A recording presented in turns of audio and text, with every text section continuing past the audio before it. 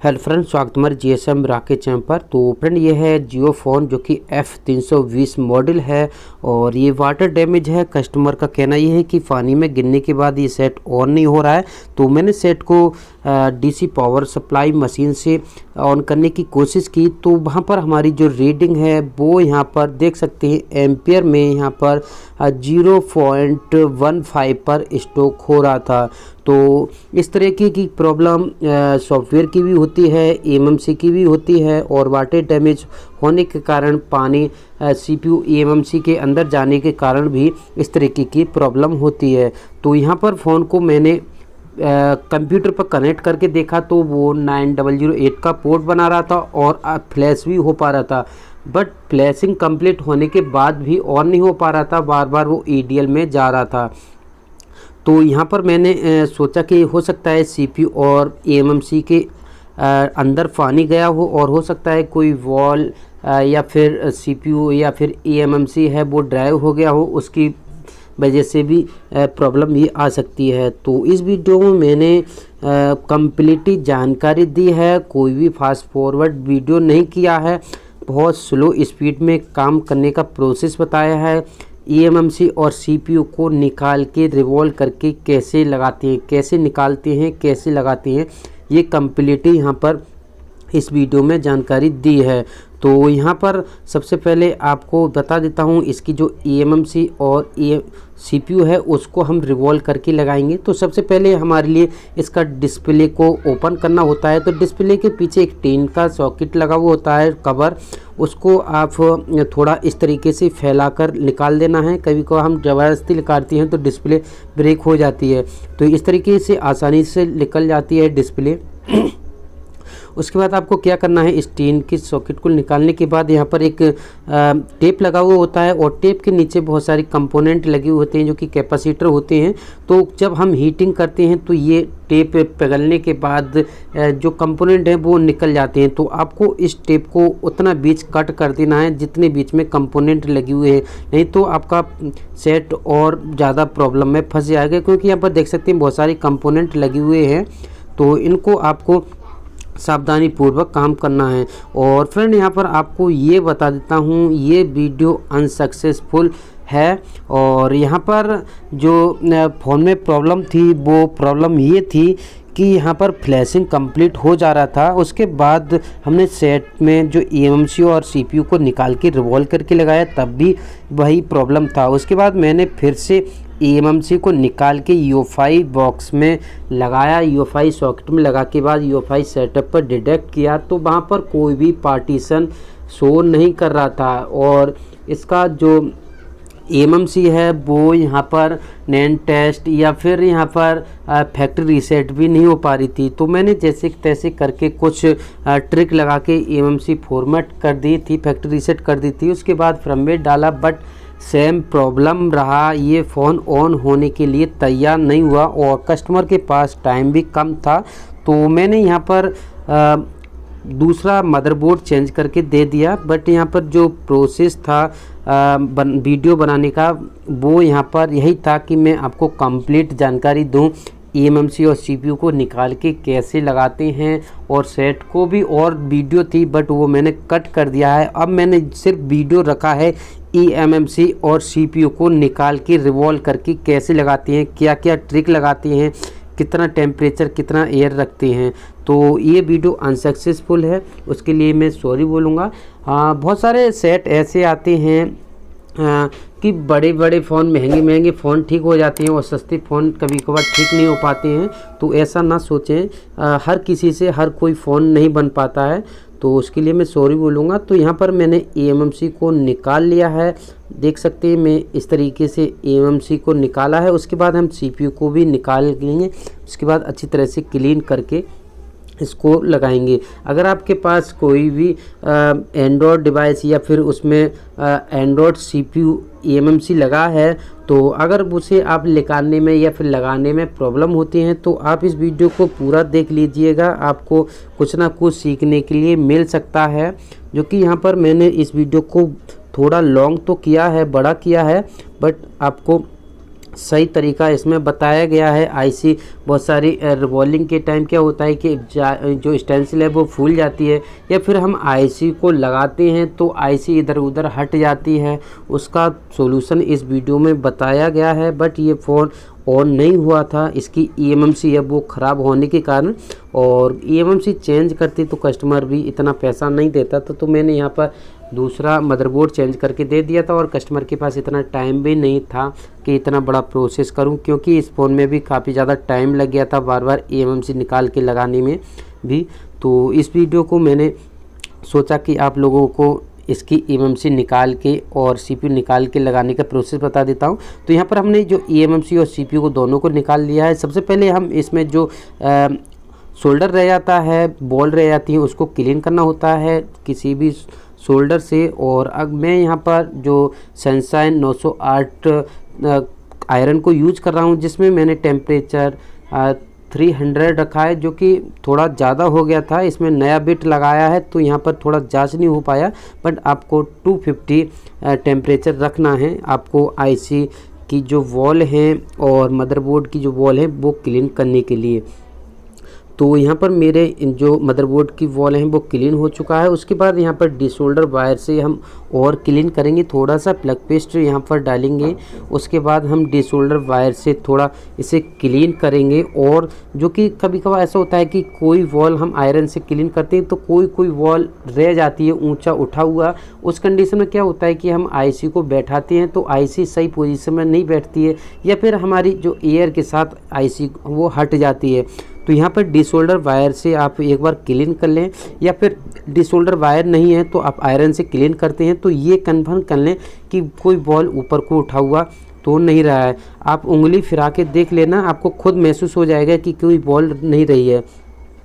तो यहाँ पर डिसोल्डर वायर भी यूज करते हैं, उसके बाद भी आप उंगली फिरा के देख सकते हैं। कभी कभी ऐसा होता है कि हमारा डिसोल्डर वायर है वो सारी जगह नहीं पहुँच पाता है किसी भी कारण से, या फिर हमारा पास कोई कस्टमर होता है वो डिस्टर्ब कर देता है तो हम भूल जाते हैं, तो उस टाइम आपको देख लेना होता है। तो यहाँ पर मैं क्लीन कर रहा हूँ, क्लीन देख सकते हैं। क्लीन ही करना इसका सबसे बड़ा प्रोसेस है। अगर आपने एक बार क्लीन कर लिया मदरबोर्ड तो आपकी जो आईसी है वो इधर उधर को नहीं भागेगी, और आपकी जो आईसी है वो ठीक ठाक सही कंडीशन में लग जाएगी, और एक ही बार में हमारा सेट है वो कम्प्लीटली ऑन हो जाएगा। कोई भी वॉल यहाँ पर रहने के लिए बचेगी नहीं। तो यहाँ पर हमारा मदरबोर्ड का काम हो चुका है। उसके बाद हम ईएमएमसी और सीपीयू को क्लीन करेंगे। अगर आप फर्स्ट टाइम मदरबोर्ड में से ईएमएमसी और सीपीयू को निकाला है तो आपको इसकी बॉल है वो क्लीन करना होगा। अगर आपने एक दो बार इसे रिवॉल्व कर दिया है तो आपको क्लीन करने की कोई भी ज़रूरत नहीं है, क्योंकि इस पर जो मदरबोर्ड के साथ जो आईसी लगी हुई होती है उस पर जो पीपीडी है वो हाई टेम्परेचर का लगा हुआ होता है, और हम जो पीपीडी यूज करते हैं वो 138 या फिर 183 कुछ इस तरीके की पीपीडी यूज करते हैं, तो उसमें थोड़ा प्रॉब्लम बन जाता है। तो इसे क्लीन करना बहुत ही ज़्यादा ज़रूरी होता है। तो यही कुछ ट्रिक हैं, यही कुछ मैं टिप्स हैं वो बता रहा हूँ आपको। वीडियो थोड़ा लंबा हुआ है, अगर आपको प्रॉब्लम होता है तो इस वीडियो को पूरा देख लीजिएगा, आपको आईसी लगाने में और निकालने में कोई भी प्रॉब्लम नहीं बनेगी। तो यहाँ पर मैं ईएमएमसी को भी क्लीन कर लेता हूँ। उसके बाद आप चाहें तो डिसोल्डर वायर से इसे क्लीन कर सकते हैं, नहीं तो कोई बात नहीं है। और एक चीज़ आपको और बता देता हूँ, कभी भी ग्लास आईसी आपके पास आती है रिवॉल्विंग करती हैं तो उसे आप आयरन से या फिर डिसोल्डर वायर से बिल्कुल भी क्लीन ना करें, क्योंकि यहाँ पर ओवर हीटिंग लगने के कारण वो डैमेज हो जाती है। फिर आपको चेंज ही करना पड़ता है, वो कितना भी रिवॉल्व करके लगा लें कुछ ना कुछ प्रॉब्लम रह जाएगी या फिर सेट ऑन नहीं होगा। तो आप हमेशा याद रखें ग्लास आईसी को तो कभी भी इस तरीके से क्लीन ना करें, बिल्कुल भी आयरन ना लगाएं, डायरेक्ट आप स्टेंसिल में लगा कर उसे हीटिंग के थ्रू क्लीन या फिर रिवॉल्विंग कर सकते हैं। तो हमारा ईएमएमसी है वो भी यहाँ पर कम्प्लीटली क्लीन सा ही हो गया है। एक बार मैं प्लग पेस्ट डाल के और क्लीन कर देता हूँ, कोई बॉल रह जाती है तो उसको भी यहाँ पर कम्प्लीटली हो जाएगी एक ही बार में। तो देख सकते हैं हमारा जो ईएमएमसी है वो यहाँ पर क्लीन हो चुका है। उसके बाद हम इसे किसी भी थिनर से या फिर किसी भी चीज़ से इसे क्लीन कर लेंगे। उसके बाद इसे हम रिवॉल्विंग करेंगे। रिवॉल्विंग करने का प्रोसेस आपको बताऊंगा कि ये बड़ी आईसी होती है, वो रिवॉल्विंग करने में थोड़ा प्रॉब्लम करती हैं कभी कभार नए यूज़र के लिए। क्या होता है कि वो आईसी है सही पोजीशन में नहीं लग पाती है, या फिर सही पोजीशन में लग जाती है तो वो स्टेंसिल है वो फूल जाती है। तो यहाँ पर आपको थोड़ा सा टिप्स बताऊँगा। आप कभी भी छोटी आईसी लगा रिवॉल्विंग करते हैं तो कोई भी प्रॉब्लम नहीं है। आप बड़ी आईसी को रिवॉल्विंग करते हैं तो आपने जिस टेम्परेचर पर आईसी को निकाला है उससे आधा कर देना है, आधा से थोड़ा फालतू या फिर आधा कर देना है। आपकी स्टेंसिल कभी भी नहीं फूलेगी। अगर आपने उसी टेम्परेचर पर आईसी को निकाला है और उसी टेम्परेचर पर आप आईसी को रिवॉल्विंग करते हैं तो 99% स्टेंसिल फूल जाएगी, क्योंकि जो हीटिंग ज़्यादा होने के कारण जो स्टेंसिल है उस पर थोड़ा प्रभाव पड़ता है हीटिंग का, तो वो हीटिंग होने के कारण वो ऊपर को उठ जाती है। तो यही भी कुछ इसमें टिप्स होती हैं।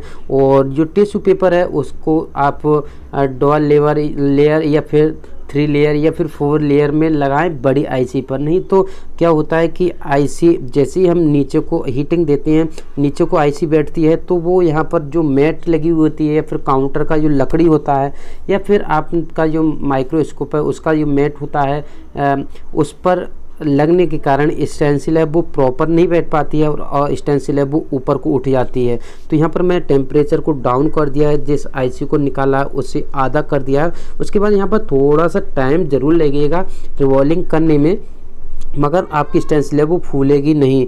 अगर आप ज़्यादा टेम्परेचर पर रिवॉल्विंग करते हैं तो आईसी तो जल्दी रिवॉल्व हो जाएगी, बट अगर आपको प्रैक्टिस है तो आप कर सकते हैं। बट जो नए यूज़र हैं वो जिस टेम्परेचर पर आईसी को निकाला है उसी टेम्परेचर पर रिवॉल्विंग करते हैं तो आपकी जो स्टेंसिल है वो 99% फूलने के चांस रहेंगे। देख सकते हैं हमारा जो एमएमसी है वो एक ही बार में रिवॉल्व हो चुका है। उसके बाद हम सीपीयू को करेंगे रिवॉल्व। तो सीपीयू में थोड़ा प्रॉब्लम करता है रिवॉल्विंग करने में, तो उसका भी हम गाइड देंगे।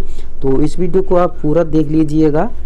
आपके पास इस तरीके की प्रॉब्लम आती हैं तो आज से प्रॉब्लम नहीं आएंगी। तो देख सकते हैं हमारा एमएमसी है वो यहाँ पर एक ही बार में रिवॉल्विंग हो चुका है, कोई भी वॉल यहाँ पर नहीं बची है। देख सकते हैं बिल्कुल क्लीन हो चुका है। उसके बाद हम सीपीयू को रिवॉल्व करेंगे। सीपीयू को रिवॉल्व करने के लिए आपका जो टिश्यू पेपर है वो प्रॉपर अच्छा होना चाहिए, न्यू होना चाहिए, और उसके लिए 3 लेयर या फिर 4 लेयर कम से कम रखना है। अगर आपके जो मैट अच्छी क्वालिटी का नहीं है या फिर आप डायरेक्ट काउंटर पर रिवॉल्विंग कर रहे हैं तो नीचे रखा हुआ मैट हो तो कोई बात ही नहीं है, नहीं तो टिश्यू पेपर को आप 4 लेयर या फिर 3 लेयर आपको रख लेना है। उसके बाद सही पोजीशन में आपको सीपीयू को लगा देना है स्टेंसिल पे, और उसके बाद पीपीडी ऊपर से लगा देना है। और यहाँ पर भी आपको टेम्परेचर है वो आईसी को निकाला है उससे आधा होना चाहिए, और एयर उतना ही रख देना या फिर एयर को भी थोड़ा कम कर देना, कोई भी प्रॉब्लम नहीं बनेगी।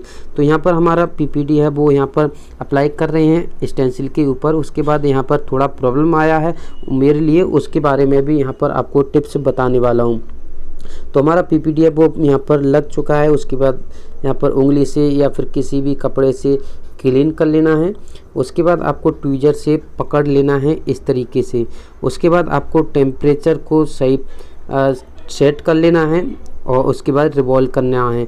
तो यहाँ पर मेरे साथ एक प्रॉब्लम आई थी कि यहाँ पर आईसी हीटिंग करने के बाद जो स्टेंसिल है वो ऊपर को फूलने लगी। अब उसका रीज़न ये हुआ कि यहाँ पर जो मैं वीडियो बना रहा हूँ वो यहाँ पर जूम स्टैंड है वो लकड़ी का है, और मैंने जो टिश्यू पेपर है वो यहाँ पर डुअल लेयर ही सेट कर रखे हैं। तो यहाँ पर मैं कर लूँगा जैसे तैसे। उसके बाद यहाँ पर दूसरी बार में इसे रिवॉल्व करूँगा और बन जाएगा। उसके बाद मैं टिश्यू पेपर को जो लेयर है वो ज़्यादा कर दूँगा। उसके बाद यहाँ पर पोजीशन मैंने चेंज किया है, अगर बनी जाए, और मगर मैं बना के रखूँगा कुछ भी हो जाए। तो यहाँ पर मैं पोजीशन सेट कर लेता हूँ, देखता हूँ किधर से नहीं फूले जो स्टेंसिल है, और नहीं तो मैं दोबारा से लगाता हूँ। तो इस पर पीपीडी है वो अप्लाई हो चुका है, फिर से क्लीन करना पड़ेगा। तो मैं कोशिश यही करूँगा कि ये हो जाए।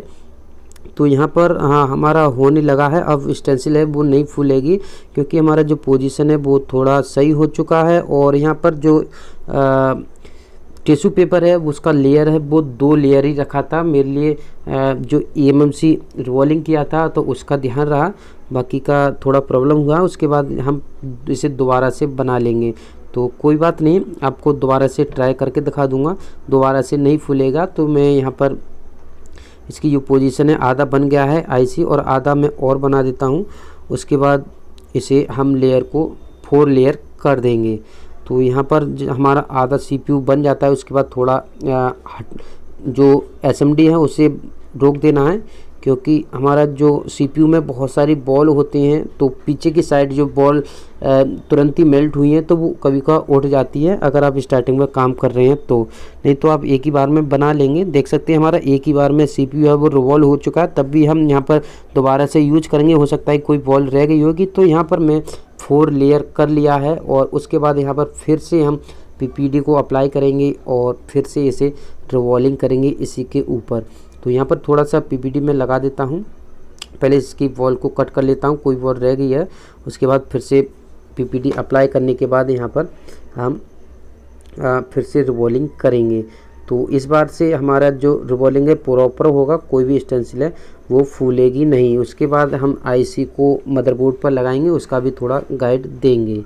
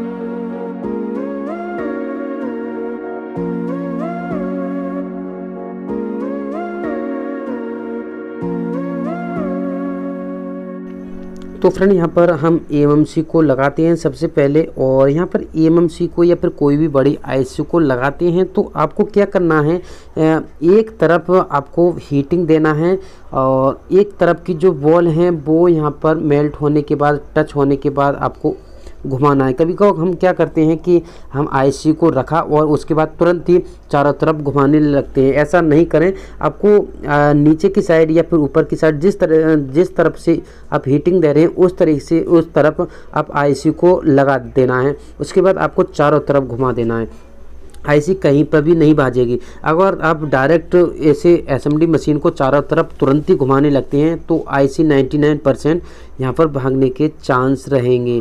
और यहाँ पर जो आईसी के नीचे प्लग पेस्ट है वो बहुत ना के समान ही डालें, उंगली से चारों तरफ फैला दें। उसके बाद आपको आईसी को लगा देना है और उसके बाद आपको थोड़ा हीटिंग देने के बाद आपको एसएमडी को रोक देना है। उसके बाद हल्का सा चारों तरफ फ्लेक्स पेस्ट है वो डाल देना है और उसके बाद फिर से यहाँ पर आईसी को हीट देना है।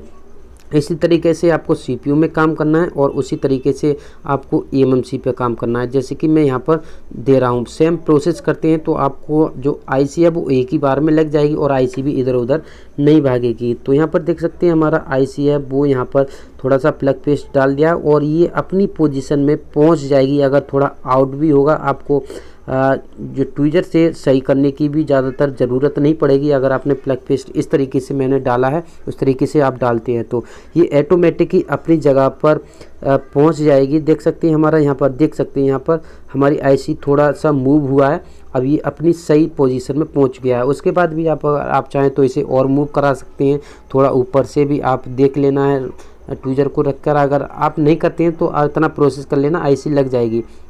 उसके बाद भी यहाँ पर मैं देख लेता हूँ थोड़ा मूव करा के, तो हमारा एएमसी है वो लग चुका है। उसी तरीके से आपको सीपीयू पर अप्लाई करना है, सीपीयू को भी इस तरीके से लगा देना है और आपका जो सीपीयू और एएमसी है वो कम्प्लीटली लग जाएगा। तो इसका जो पोजीशन है वो आपको सही जगह पर लगाना है, उसके बाद ही आपको हीटिंग देना होता है।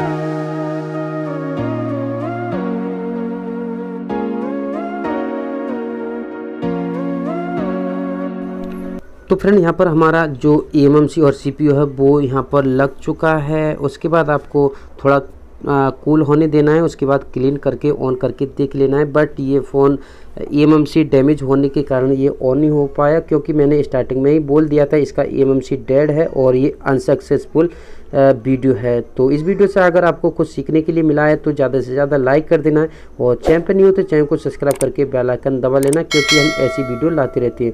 तो मिलते किसी नेक्स्ट वीडियो में। Thank for watching.